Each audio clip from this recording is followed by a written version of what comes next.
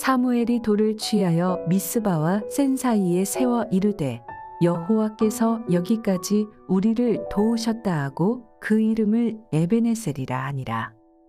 이에 블레셋 사람들이 굴복하여 다시는 이스라엘 지역 안에 들어오지 못하였으며 여호와의 손이 사무엘이 사는 날 동안에 블레셋 사람을 막으시매 블레셋 사람들이 이스라엘에게서 빼앗았던 성읍이 에그론부터 가드까지 이스라엘에게 회복되니 이스라엘이 그 사방 지역을 블레셋 사람들의 손에서 도로 찾았고 또 이스라엘과 아모리 사람 사이에 평화가 있었더라.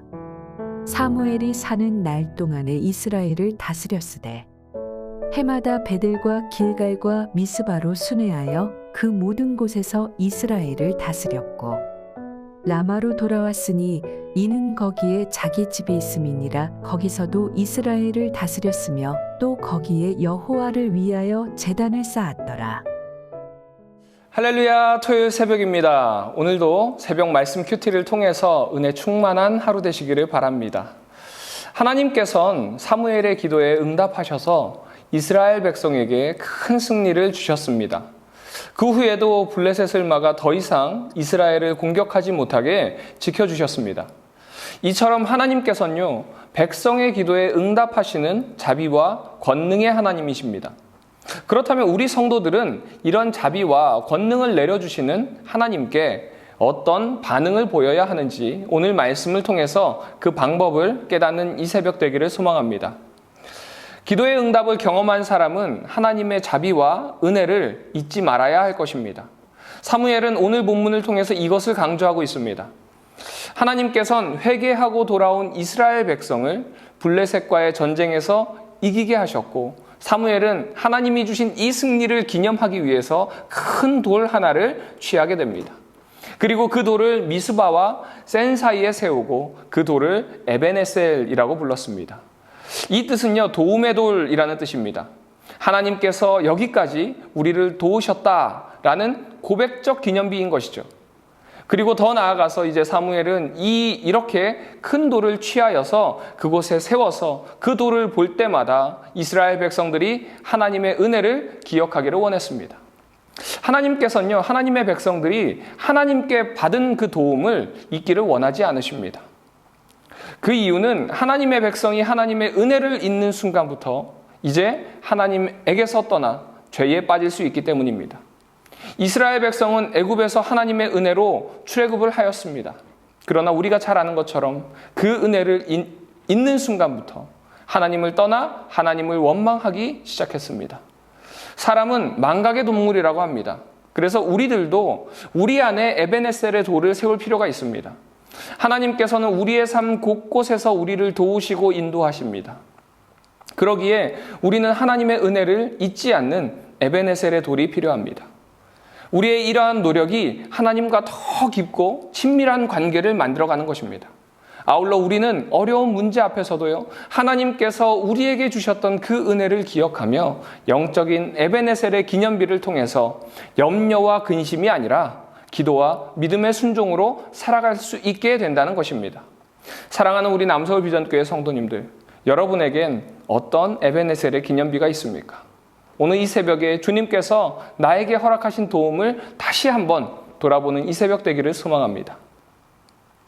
이어서 15절 말씀을 보니까요, 그 후에도 사무엘은 수명이 다할 때까지 사사직을 감당하였다라고 합니다. 사무엘을 마지막 사사인 동시에 첫 번째 선지자라고 이야기합니다. 이 말은요, 사무엘에게 통치자의 역할과요, 또 하나 하나님의 말씀을 대언하는 두 가지의 역할을 다 사무엘이 감당하고 있었다는 것입니다. 그럼에도 사무엘의 모습은 늘 겸손하게 하나님의 다스림을 구했습니다. 이 모습은 늘 하나님의 통치자를, 하나님의 통치를 구하는 모습이었다는 것입니다. 나라의 지도자가 하나님의 뜻을 분별하여 다스리기 시작하니까요, 온 나라에 평강과 번영이 임했다고 합니다. 그는 매해 베델과 길갈과 미스바를 순회하면서 돌아보았습니다. 그뿐만이 아니라 라마라는 지역까지 사무엘은 돌아보았다라고 이야기합니다.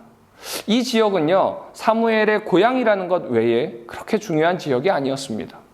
그러나 그는 그의 사명이 다하는 날까지 이스라엘 곳곳을 돌아다니며 쉬지 않고 돌보았습니다. 이 사무엘의 행보는요, 예수님께서 공생의 기간에 보이셨던 그 모습과 비슷합니다. 예수님께서도요, 공생의 기간에 유다 전역을 돌아다니시면서 또 유다만이 아니라 사마리아와 이방 땅까지 다니시면서 백성을 만나고 병을 고치고 귀신을 쫓으시고 생명을 살리는 일에 쉬지 않으셨다는 것입니다. 이는 하나님께서 우리의 삶에 역사하시는 모습과도 흡사합니다. 우리는 하나님의 그 은혜 속에 살아가고 있습니다. 그 은혜는 큰 풍파에서만 보여지는 것이 아닙니다. 우리의 삶에 아주 세밀하고 작은 것까지도요, 하나님께서는 모두 다 간섭하고 계신다는 것입니다.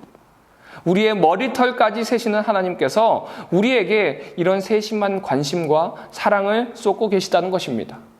이것을 깨닫는다면 우리의 하나님께 감사하지 않을 수 없고요, 찬양하지 않을 수 없습니다. 그럼에도 우리는 종종 하나님의 그 은혜를 가볍게 여기는 잘못을 저지를 때가 많이 있습니다.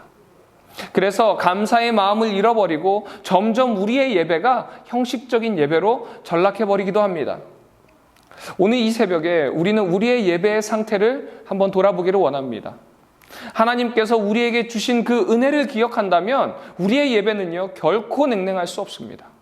그리고 하나님께서는 그런 진심의 마음으로 하나님께 감사하며 예배하는 자에게 복을 주신다라고 약속하셨습니다.